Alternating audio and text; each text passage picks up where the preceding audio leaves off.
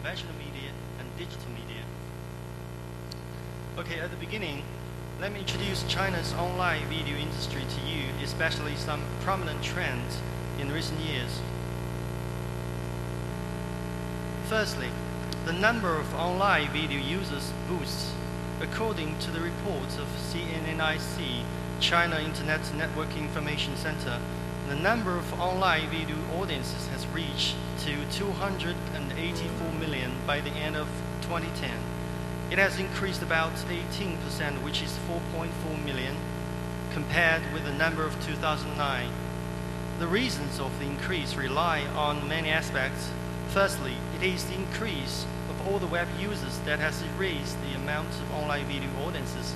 Secondly, the stickiness of online video users is strong, whose consuming habit has been changing. The web media of online video are becoming the primary channel for the users to watch the digital content like movies, serials, and other videos. Thirdly, the search engine develops dramatically, which is a very important entrance to visit websites. A big portion of the page view comes from the search engines. Fourthly, the online video users are more positive to share what they put online with others than the other internet users. 85.4% of the web users used to share their favorite video programs with their friends and families. Besides, the users have got many channels to share the videos through social media like instant messengers and SNS, which are becoming the primary platforms for sharing videos. Secondly, the market environment of online video business in China. The internet industry develops fast with Chinese economic growth, which brings the increases of advertisement value. The internet has grown to be an important platform for corporations' marketing. More advertising budget has been set for internet media than before. The value of advertisement online would be further increased along with the bigger coverage of population and the abundant means of expression online. Now, the Chinese video websites are to be public one after another. The position of video websites is getting prominent in the internet industry. In August last year, LeTV.com was listed on the Shenzhen Stock Exchange, which was the first online video corporation stepping into the capital market. In the same month, Cool6.com was listed on Nasdaq. In December, Youku.com was listed on the New York Stock Exchange. And the latest news is that 12 days ago, the Phoenix New Media was also listed on the New York Stock Exchange. Entering into the stock market has pushed the online video corporations to face the capital competition. The business is concentrating around the large-scale portals, and the middle and small ones could hardly survive in the future. Another important change happens in the technical environment. The condition of access to the internet is better than before. According to the investigation of CNNIC, more than 60% of the online video audiences with broadband width of 20 megabytes and over, which has increased 8.3% by 2009. Meanwhile, the high-definition online video has been popularized. The web users nowadays choose the online video based on three demands. 1. The influence of broadcast. 2. The variety of the content. And 3. The quality of the images. Based on these requirements, the HD video business grows rapidly. For now, all the main video portals have introduced their own HD video service to the public and put it in the client software terminals. Besides, along with the development of the 3G network, the mobile terminals are getting various. All the laptops, mobile phones, tablet PCs, PSP, and the internet TV can access the 3G network, which provides more flexible ways for downloading and uploading. On the second part of my speech, let me share the CNTV's experience on the background of the global internet revolution. As a national web-based TV broadcaster officially launched on December 2009, China Network Television provides users with a globalized, multilingual, and multi-terminal public webcast service platform. It offers interactive audiovisual services integrating features of internet-based operations with those of TV programming. CNTV operations are aiming to provide an interactive TV viewing experience. They focus on reproducing, reprocessing, and fragmenting traditional TV programming resources, as well as producing and disseminating original internet programs produced by CNTV or netizens. From 2011 onwards, CNTV will introduce a series of new, highly diversified, full-featured interactive online audio-visual services which are specially tailored to the needs of users in this age of internet communication, aiming to stand as a world-class online video broadcaster. After the practice of integrating and employing both external and internal resources for more than a year, the CNTV has established infrastructure of content integration plus 5 delivery platforms on the judgment of the modern internet trend. These 5 platforms are the web portals, the web TV, the IPTV, the mobile TV, and the digital out-of-home, some of which have been launched and some under construction. Firstly, we have set up the model of content integration plus the delivery channels. One content will be tailored according to users' interests and demands and then be distributed in different channels, which has increased the efficiency of the usage of the content greatly. The delivery platforms are the core part of this operating model. All these platforms are called Integrated Broadcast Control System. Rich content plus efficient delivery platforms allow the CNTV to reach to the audiences, and we will be able to broadcast effectively and have our voice. The CNTV would expand the influence of CCTV in the traditional media to the new media on the platforms. Nevertheless, it is not enough that we go to delivery platforms. Content is still our strength that should be reinforced. Now the contents from still are the core of the video online in China. The originally created videos by web users are still the minority. Watching TV serials and top sports events have become a lot of the web users' habit.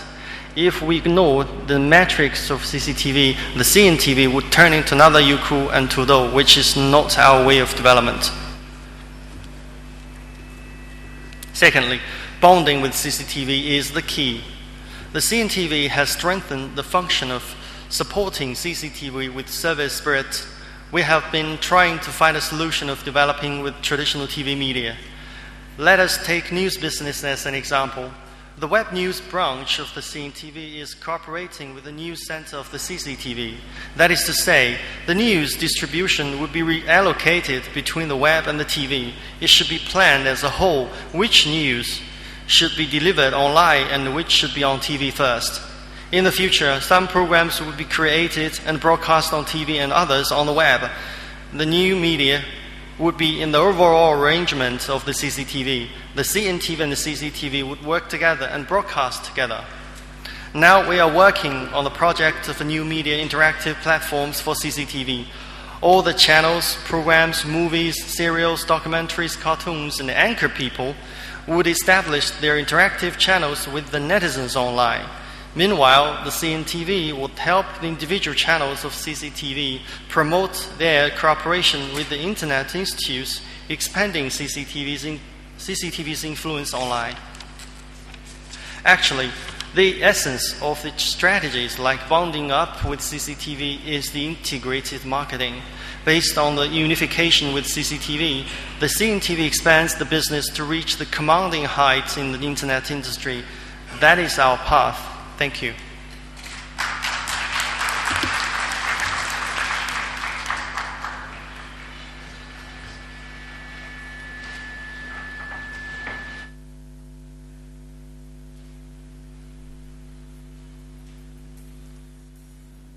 I've just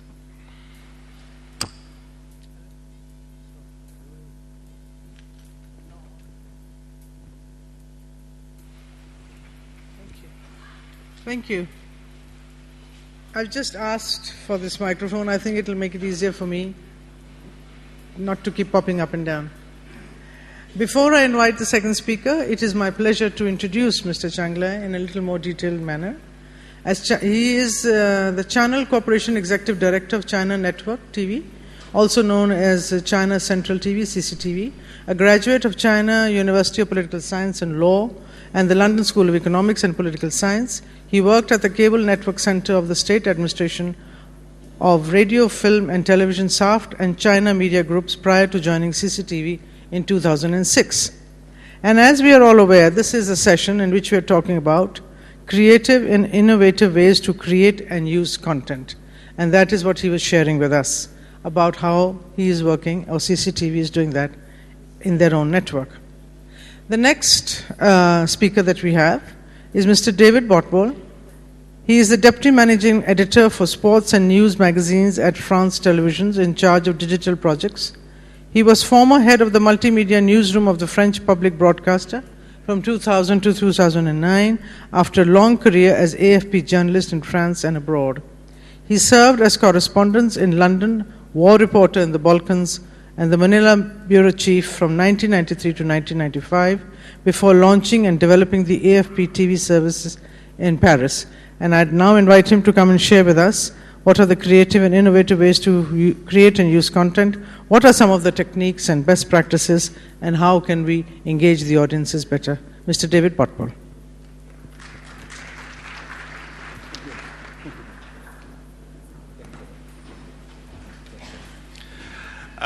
Thank you all. So I work for France Télévisions, and I would also like to point out that I'm here as an expert for CFI, Canal France International, and we had a very interesting pre-summit workshop over the past 3 days dealing with TV scheduling strategies and new media content. So I work for France Télévisions.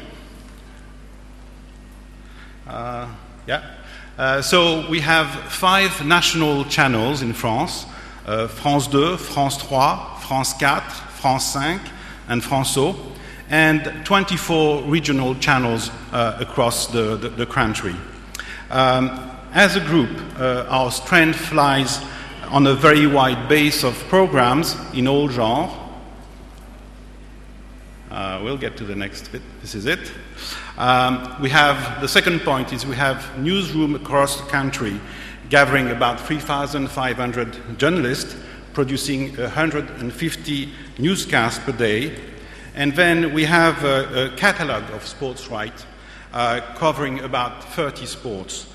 This allowed us to produce 1,250 hours of live broadcast last year in terms of sports. The core of our digital strategy is to build an industrial approach to disseminate our contents on all available platforms, establishing a new interactive relationship with our viewers, and the ultimate aim is, of course, to generate additional exposure for our content and traffic, of course. This is a widespread approach among big media group, and if creative thinking is to be found in that, it is mainly in how you do it, how you understand new usage and adapt to them, how you create them, and at times how you package and repackage your offers, and last but not least, how you create links, interaction, and cross-promotion between your TV channel and your digital platforms. Innovation, in a strict sense in the strict editorial sense, is mainly found in niche production, such as web documentaries. A good example of that is our series Portrait d'un Nouveau Monde, where we experiment in transmedia writing, mixing video, text, and photos. This is important because these productions are laboratories for what might come next on the TV set. The precursor of this type of production was Arte, the French-German channel. In 2008, it launched a web documentary series called Gaza's Derot, about the Israeli-Palestinian conflict. I want to show it to you, but it doesn't want to come up. Oh, that's the next slide. Just a minute, we'll see it. That's it, Gaza's Derot. So this series attracted so much attention that they ended up broadcasting it on TV.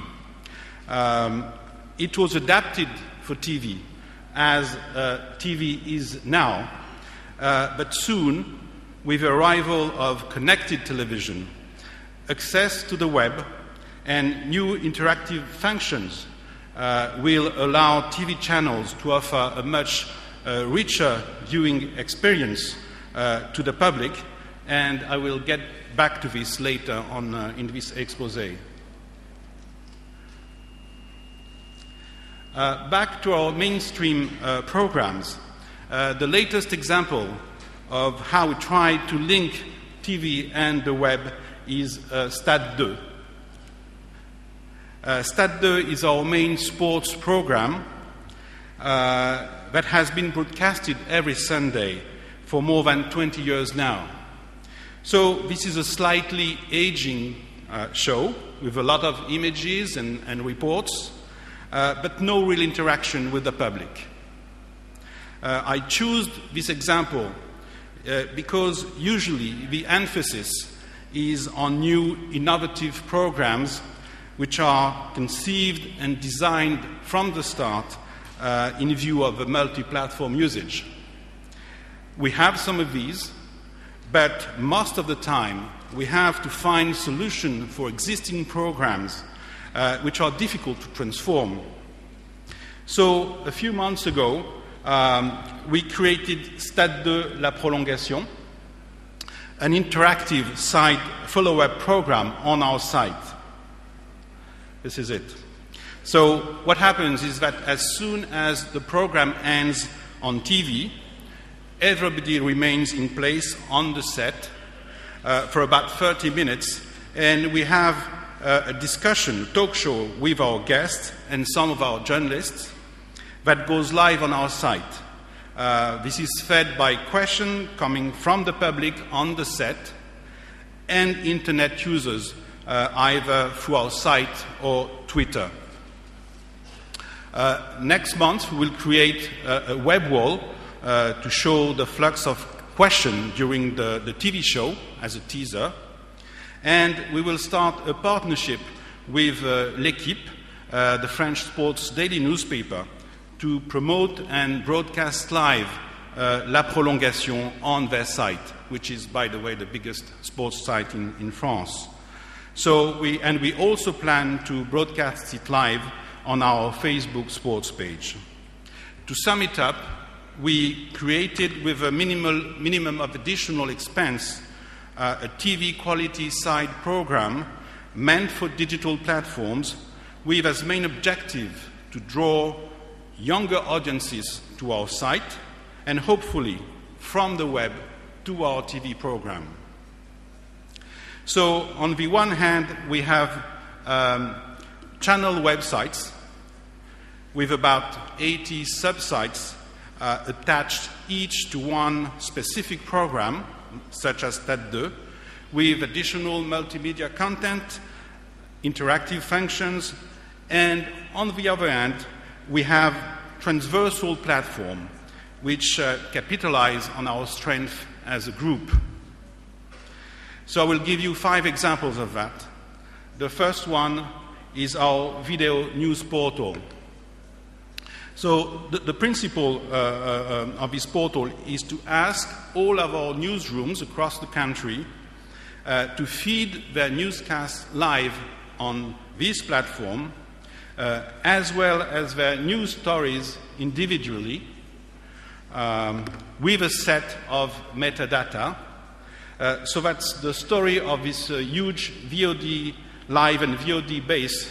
We have about 50,000 videos today in it. Can be accessed easily by users, either by categories or a search engine. That's an example of one story being played. So the second example is our Plus Catch-up TV platform. This is it. This service was launched about a year ago and carries around 400 different programs, which is about 50 to 60% of what we have on air. And, of course, it's less than what we've got because of rights limitation. They can be viewed for free for 7 days after they have been shown on one of our channels. Design and navigation have been kept deliberately very simple, and this is quite a big success in terms of audience. And last month, we launched an iPhone and iPad version of this player with an additional feature. These apps allow people to watch our 5 national channels live 24 hours a day on their mobile device. Another example is Culture Box. This is an arts and culture news portal, video portal. Its goal is to put together in an attractive way most of what our channels produce in terms of culture. This is a remarkable mix of national and local video pieces from our regional channels. And the interesting point here is that this allows this local production to gain a much wider audience being on such a portal. Another example again is our live sport platform. Last year we were able to feed our internet sports site with about 2,000 hours of live broadcast, which is about twice as much as our TV channels put together. So it's a lot. We buy a lot of sports rights, including digital rights, and we try to exploit them to the full. We very often offer a whole event on the internet, while by necessity or choice, we only broadcast part of it on our channels. One example is the Vancouver Olympic last year. We had 200 hours live on TV and 800 hours on the web, so 4 times more. Another and last example of what we do is Roland Garros tennis tournament, French Open, which started yesterday. All 7 courts are being broadcasted live on the web in HD format and on mobile apps, while TV, of course, can only show 1 court at a time. So this is a very popular offer. And the last thing I want to mention is connected television. We are currently launching this very morning in Roland Garros our first HBB TV service. In fact, this is the first of its kind in Europe. Just a few words about hybrid broadcast broadband TV, HBB TV. This is a new industry standard in Europe to harmonize the way viewers access internet services on their connected TV set. In France, the new TV sets with HBB TV have just arrived on the market last month, and the industry forecast is that by 2014, about half of the TV set will be connected to the web. So we took advantage of Roland Garros to develop this interactive service with IBM, the one you see here. It allows the viewer to access a lot of additional data around the screen, either on the match being played on TV or, for example, on what is going on over courts. You can resize the TV image, of course, to put additional data on your screen, and you have access to a lot of information, including photos, real-time news, and so on and so forth. So I'll conclude on connected television, which is a very complex issue. You know also that the rules of the game are not yet set for connected television. There are two things to say. First, that this is a potential nightmare for TV channels. We have a lot to fear from internet giants like Google and Apple and other players who will gain access to the TV set, which is something entirely new. But on the other hand, what I want to say is that it's also a golden opportunity to partly reinvent television, provide new content and new services to the viewer, and ultimately bring back in front of the TV set part of its lost audience. Thank you.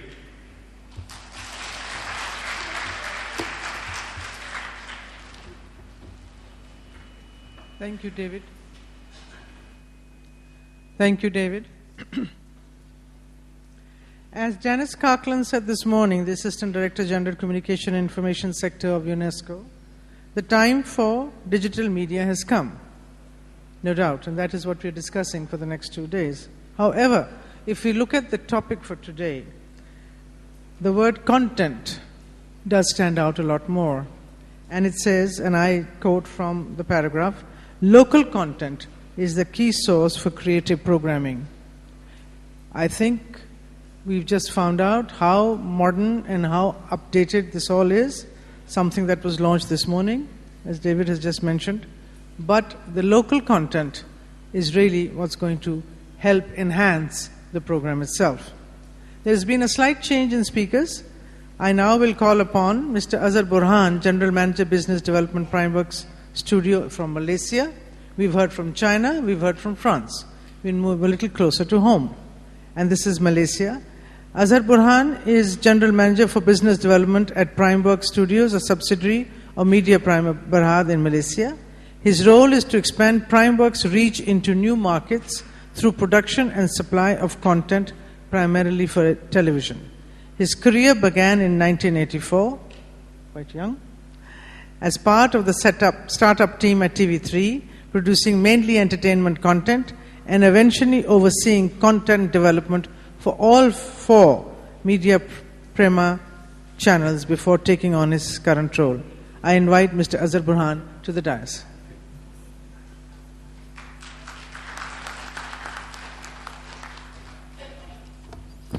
Morning, ladies and gentlemen. First of all, just want to thank the organizers for getting me in. Fairly short notice, but I hope what I have to share with you today will be of value to everyone.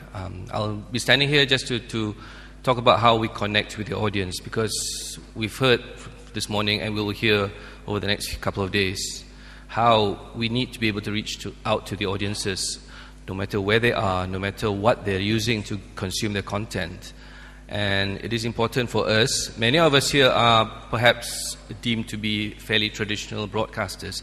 I come from a traditional broadcasting background, but we've learned that we need to adapt, we need to embrace the new technologies, because there is already a lot of information coming at us from all directions on all platforms.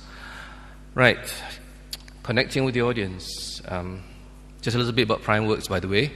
We are a subsidiary of the Media Prima Group in Malaysia. There's supposed to be some information coming out there. Okay. We are primarily a production arm. Initially, we were part of the in-house teams of 4 TV channels, but the staff from the production teams were gathered together, placed into a company, and we've become the production company producing content primarily for the 4 TV channels. But now we intend to actually move further afield.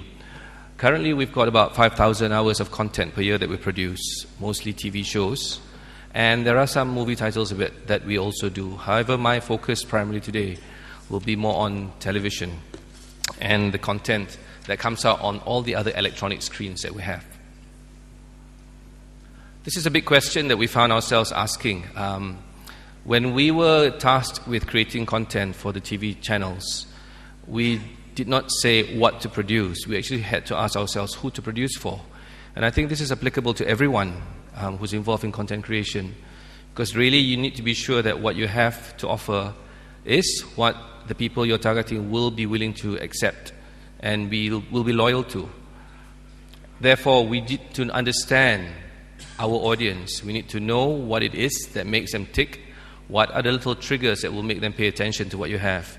Because there's nothing more frustrating than taking a lot of time, putting in a lot of effort and money into producing something that you believe is very powerful, yet it doesn't seem to reach out to your audience. So knowing your audience is a very fundamental thing, but it's something that we need to think about. These are the elements that we find in Malaysia we have when we try to understand our audience.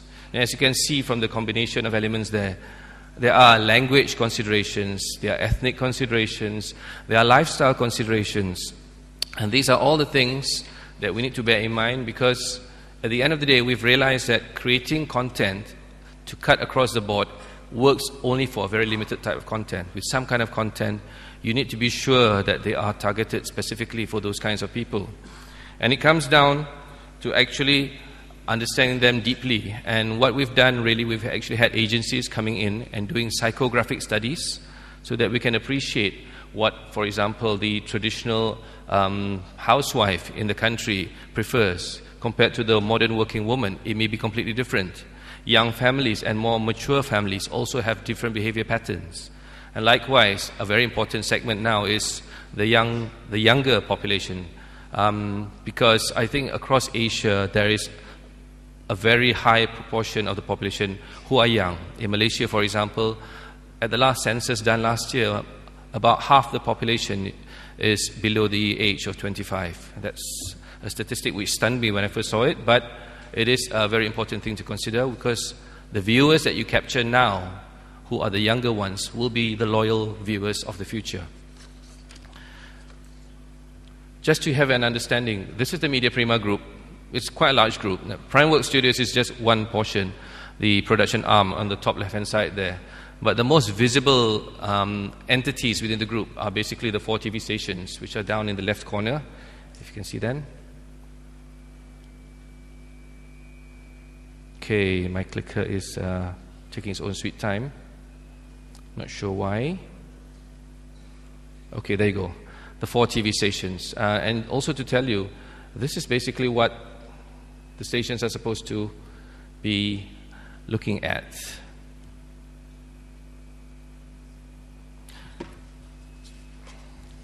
These 4 stations are free-to-air channels, by the way. When Media Prima started off, in fact, before there was Media Prima, there was only TV3. It was a mass station, the first commercial station in Malaysia, and the content basically cut across everyone for the simple reason before that there was no other commercial TV station. So there was a massive following that was built on the fact that TV3 was the only available commercial channel. But as the broadcast landscape evolved locally, we had more players coming into the picture. NTV7, for example, came up as a second commercial station, not part of the group, but as a competitor. And subsequent to that, we've had a satellite broadcaster, Astro, coming in, offering so much choice. People have become more discerning, and I think even here in Vietnam, as was described earlier this morning, there is so much choice, and people begin to decide what they want, what they don't want. And it is natural for people to gravitate to the kind of content that is offered by the specific stations. Hence, it has been necessary for the 4 free-to-air channels to break down the audience targets as follows. Simply because we found that there are segments of the population now who do not tune in, and we have to find a way to get there. So we have to attract them. For example, 8TV came up as a very young and urban station, simply because there was one segment that was not addressed. And we were quite successful in getting to that market. So it was necessary to split the stations this way, and I believe in a number of markets locally and in other countries, the same strategies are adopted. But what is important, and what we've come to realize actually, is that when people actually view content, and as was mentioned earlier again, there is also another platform for viewing, no longer television. We have implemented catch-up TV quite successfully recently, And we found that catch-up TV accounts for a lot of exposure to the programs that we do. And in fact, when we talk about total viewership, it is no longer only about the people who watch your television screen. It is about people who consume your content on many other platforms. So effectively, total viewership is the equivalent of this. You need to take into account what's on TV and what's on the other screens. And I have not taken into account the smaller screens, but that's simply because in our market, the smaller screens have not yet picked up the same mass following, but it's coming. Also, we do know with the younger generation, they are technology savvy, they are socially connected, they are highly opinionated, and to some extent I'd say they are very impatient as well. They want something wherever they are, and they want something as soon as it's available. In fact, they want it now, as was described by somebody yesterday. It is a generation that therefore looks for content on all the available devices, as illustrated by this image here. And they want to be sure that the devices carry what they're looking for. So for anyone who's involved in content creation, obviously the actual platform that you create for is as important as the content itself. There you go. So to be sure, and again, as Mr. David Bodwell was illustrating with the sports content just now, it is true when you actually put content on TV, when you put content on the web, and when you put content on mobile devices, they are complementary to each other. The other thing that has become of paramount importance, again, when we think about content creation, we need to be sure that you get the attention. The attention will actually come not just from measuring the television ratings, but the fact that people will talk about what you've done. And if they like it, they will talk about it. Television has become a social experience television viewing, has become a social experience for many. Even in the days, if you think about it, when television first started off several decades ago, it was always the box in the family living room that everybody was converging on. Well, these days, they don't have to be physically together, as we all know. People can actually be together in a virtual sense. For the simple reason, many people spend time watching TV, and they have their mobile phones in their hands, or they have their laptops near them. And therefore, they are actually watching television, communicating with friends, telling each other about what they see and what they like or dislike at the same time. So it is important to think about the conversations that are generated by your content, because that measures the impact of your content. And I do understand there are some countries, for example, which may not yet have implemented proper ratings measurement systems, but can gauge the popularity of a show simply by understanding that many people are talking about it. So don't underestimate the power of the conversations. And obviously that is all part of the social networking scenario, because it becomes a heavy promotional tool for your content, which creates a significant increase in viewing, exposure, and consumption of whatever you produce. Now, for most parties who try and start off with multi-platform content, there is a tendency to begin in this manner. If the slide comes out. There you go. We started off the same way. Whatever we produce on television, we felt that, okay, if you want people to watch it on the web, simply replicate it, put it on a website. At the same time, when people say, okay, we want to see it on a mobile phone as well, okay, we replicate that and put it on a mobile phone. But we all realize, I believe, the devices work in different ways. They have different capabilities. So it's not a question of the first one equals the second and equals the third. Mobile phones, for example, have smaller screens. So it is a little bit difficult to view long-form content, and the kind of content that it carries may have very small graphics, captions, long shots, and so on. So we need to be sure that it's not just a case of repurposing what you have for TV to put it on the web and then to put it on the mobile phone. And even though that's the way many parties have started with, eventually we realize that we have to be smarter and wiser. So really, this is already going to be considered as a thing of the past, again, okay? Because the real equation right now will have to be something like this. Whatever you have on each of the platforms complement each other. They're not exactly the same, because there are different limitations and capabilities of these devices. So we need to be sure that when we create the content, we create elements which are tailored for each of the devices. Here's a very simple example, and I think this is used in a number of cases. You use a mobile device to reach your target market, to tease them so that they anticipate what you intend to put on your main platform. In many cases, it's going to be television. But what you put on your mobile device does not even have to be any video that you've used for the television show. It can be a graphical teaser. It can be something that works on mobile. Very short content, very brief, and something that they will be able to consume and drive them to watch the main content. And then when the content actually goes out on your main platform, in this case television, you can complement it by having it also available on other platforms. I'm trying to get that picture out. There you go. Whereby interactivity then helps to build up the interest and the attention around the content. We know, again, we saw some examples just now with the sports example, you can carry a lot more information when you have an interactive platform.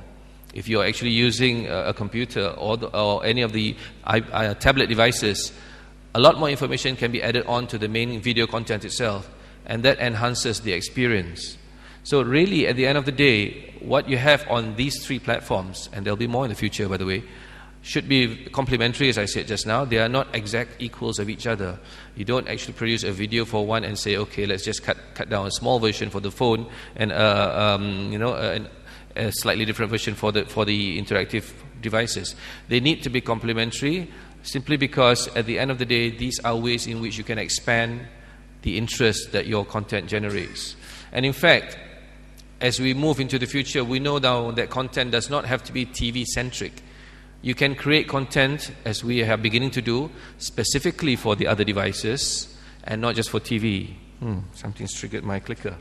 Never mind. Well, the thing is, what we saw there tends to apply to the younger generation. But for most of us, we're still part of the broad audience or the mass audience. But at the end of the day, we just need to consider, no matter what your platform, no matter who your audience, certain key elements just need to be there in making sure your content appeals to everyone. Okay? Relevance, it may be obvious to everyone, but maybe what's obvious to everyone is when we say relevance, people tend to think about picking topics which match the viewer's interests. Just because I'm going to produce a show about fishing, I know that people who love fishing will watch. Just because I'm going to produce a show about cooking, the people who love cooking will watch. It's not necessarily that only. Right now, we can actually have relevance where you actually appeal on a subconscious level, because the relevance comes through the portrayal of values and beliefs. This is what the audience will be able to identify with. This is, in many, many cases, not something that's obvious up front, but it is what actually pulls people to certain types of content. Values and beliefs are different for everyone. We know it all comes back to how we're brought up, our environment, our friends, our family. There are so many influences that affect us. And really, these are things we need to understand. Hence, going back to the psychographic studies I mentioned earlier, we need to really understand the audience so that what we deliver to them matches what they believe in.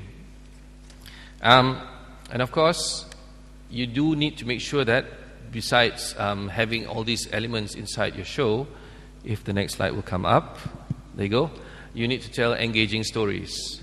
Again, it sounds very fundamental, but we've realized, even though for example, I've been involved in content creation for over 20 years, I work with people who've been doing content for over 20 years. Many of them tend to be subject matter centric. They'll say, I'll do a show on food.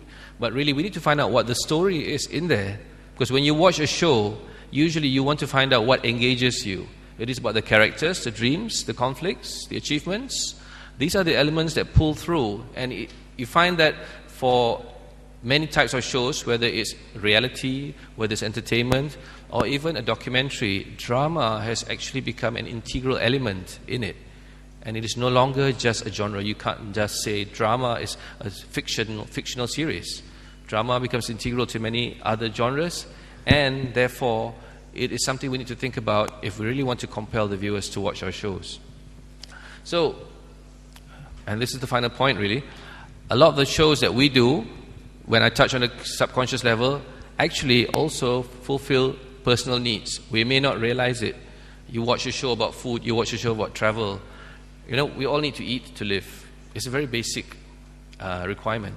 But believe it or not, at the end of the day, at the back of your mind, these are the elements that influence your decision whether to watch those kinds of shows or not. And for the highly ambitious corporate high flyers, they're probably drawn to programs which actually have these elements inside them. So, fulfilling personal needs is actually, again, something that we may not do by design, but it's actually there within the content that we do to get out there. So from this point on, we might want to think about it right from the very beginning. What need are we fulfilling if we can do a show in this manner? That might actually help you to engage your audience better. So in summary, in order to make sure that you can connect well with your audience, you just need to know your audience as intimately as possible so that you understand, what clicks with them, how they will really appreciate what you can offer to them. You have to make your content relevant to their needs. Again, it seems to be obvious, but sometimes we miss that very obvious point. We have to adapt the content to the capabilities of each platform. Make sure that they are not replication on different screens, but variations of what we can offer them.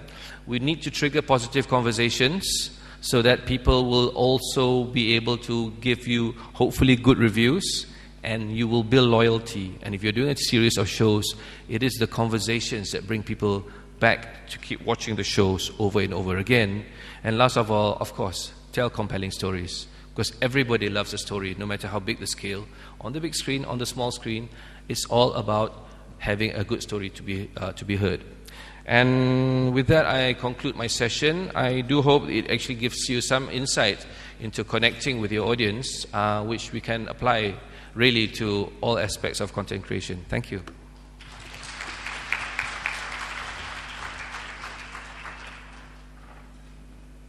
Thank you. Thank you, Azhar. I think Azhar has raised a very important part and has helped us focus on something which is very important, as we media practitioners understand, and that is the audience. Who is the audience? Where are the eyeballs? And of course, from there come the ratings. And I've been thinking over in the last 2 days, as we discuss digital media, as we move into modernization, are we, the media practitioners, losing our people-to-people contact? Are we losing that personal? Are we sacrificing, perhaps?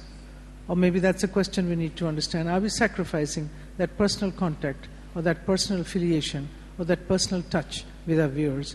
And I think Azhar has brought that out, and that's interesting as well.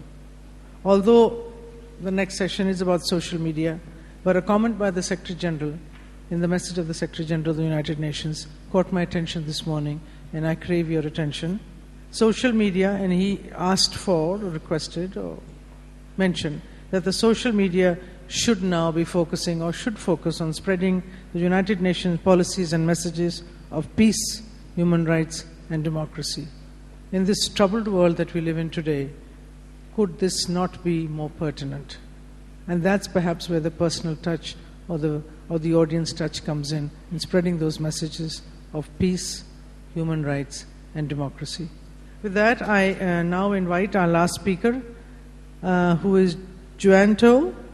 She's an award-winning documentary director who works at the intersection of cinematic narratives and interactive story forms, taking it on, I think, the cues from compelling stories, very interesting that Azhar just mentioned. An expert in multimedia storytelling techniques for news, non-fiction, and documentary. She has authored papers, TV programs, and curriculum on the subjects. With over 20 years of broadcast journalism experience, Joanne held senior management, creative, and editorial roles at leading news organizations in Asia. Joanne is author of The Impact of the Internet on Teaching and Practicing Journalism, University of Michigan Press, 2001. And she is representing Singapore. Joanne?